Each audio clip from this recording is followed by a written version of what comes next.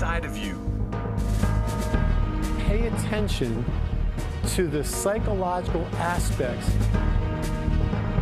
You would have a competitive advantage over any opponent because you would have the mind of an athlete.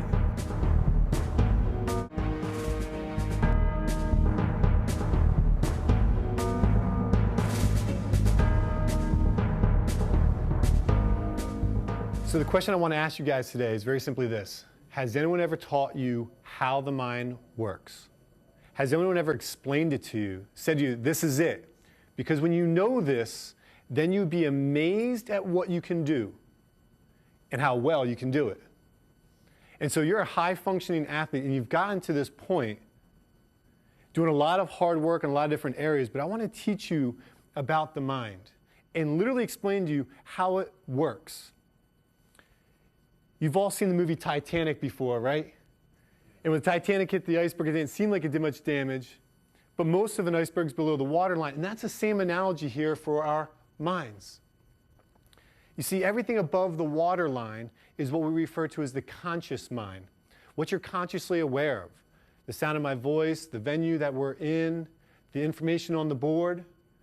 And so your conscious mind is only about 10% of the overall mind.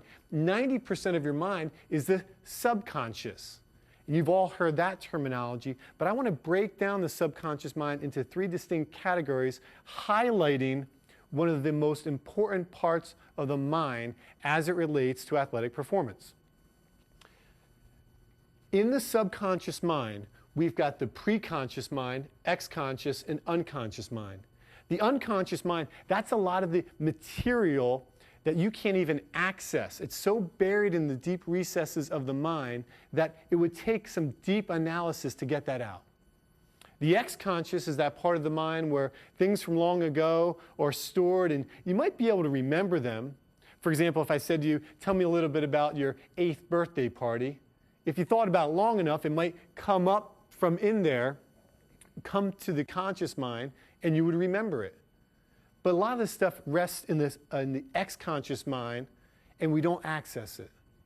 It's the preconscious mind that really matters. The preconscious mind is the back burner. It's that part of your mind where things are stored that you can easily recall if you put some attention to it.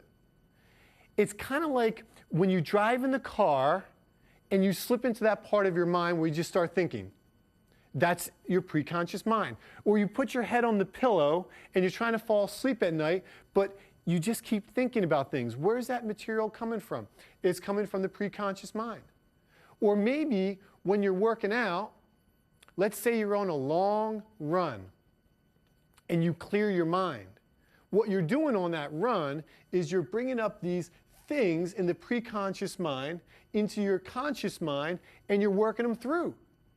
You're addressing them. The red dots here in the preconscious mind represent the stressful experiences, the unresolved conflicts, the ongoing dilemmas in your life. Now listen carefully. These things are not always negative. Many of them can be positive. For example, maybe you just won a big game and you're thinking about it and you played phenomenal. You had great performance out there. And so you're trying to sleep at night, but you're still thinking about this stuff. Or lots of people are coming up and asking you how you did it or what it's going to take to win the next game. Positive experiences for athletes can flood the preconscious mind just as much as negative experiences. And this is why for many athletes that are improving and getting better and better and better, it becomes more important to deal with the stuff in the preconscious mind. Now, there are 3 ways to deal with that stuff in the preconscious mind. Because ultimately, the mantra is clear mind, better performance. Clear mind, better performance. The clearer your preconscious mind is, the more you're going to be able to perform at a higher level. Does that make sense?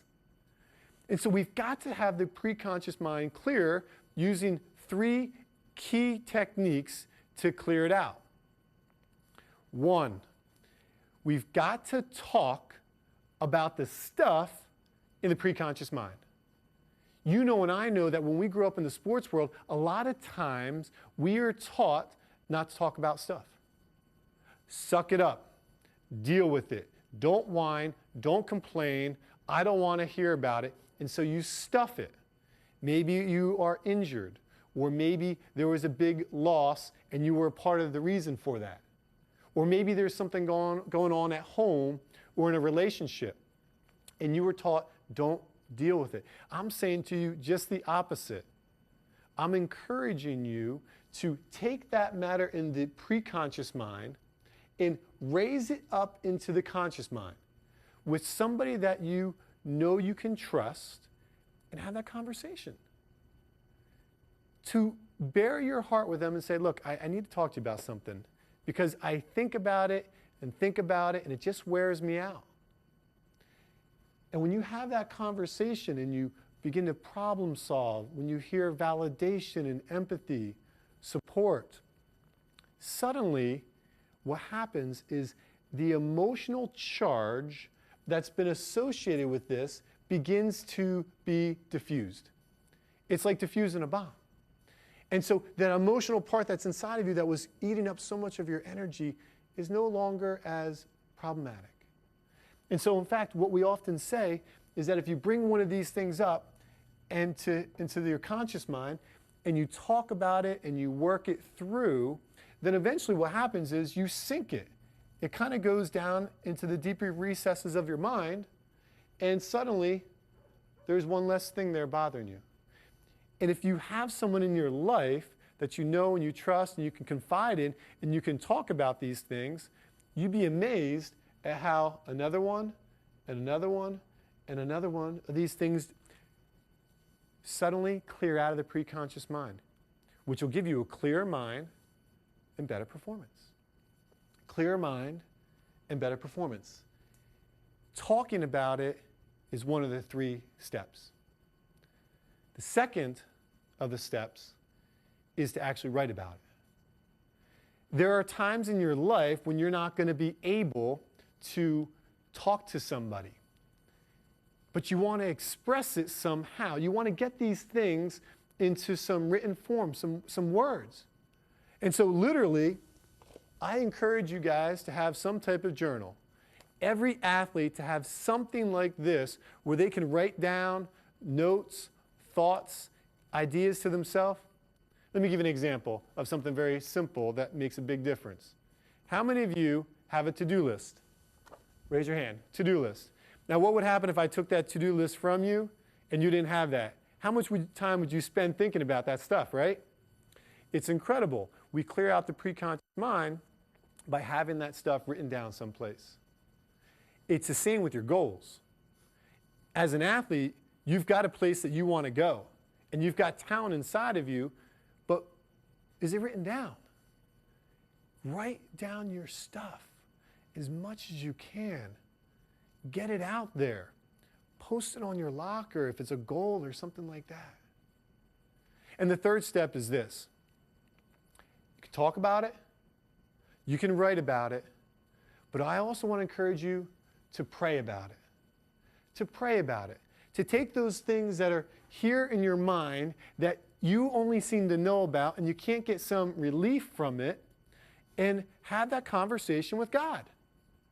Have that conversation with God. 95% of Americans believe in God. Are you talking to Him? Are you having that conversation? And if you haven't, I encourage you to do so. Because sometimes there are people in this world that can get it and we can talk to about it, or sometimes you can journal and you can write it out. But sometimes the only way to really clear that stuff out is to have a conversation with God. And man, I can share with you that when I get up off my knees after praying, it's like, okay, Lord, I feel better. I just kind of gave it up to you, and I don't know how it's going to get resolved, but we had that conversation, and I feel better about it. It's very important to talk and to write and to pray. These things clear out the preconscious mind. And so if this preconscious mind suddenly looks like this, and it's clearer. It'll never be clear, but it's clearer. If the preconscious mind is clearer, you're going to focus so much better. You're going to have so much more energy in the game because you're not blocking out all that stuff. You're going to notice a little bounce in your step, a little pep. You're going to feel good. In the moment of truth, you're going to perform really well because your mind is clear and you're more relaxed. It's very simply this: clearer mind, better performance. Clearer mind, better performance. You have that, and you've got the mind of the athlete, and you're ready to go.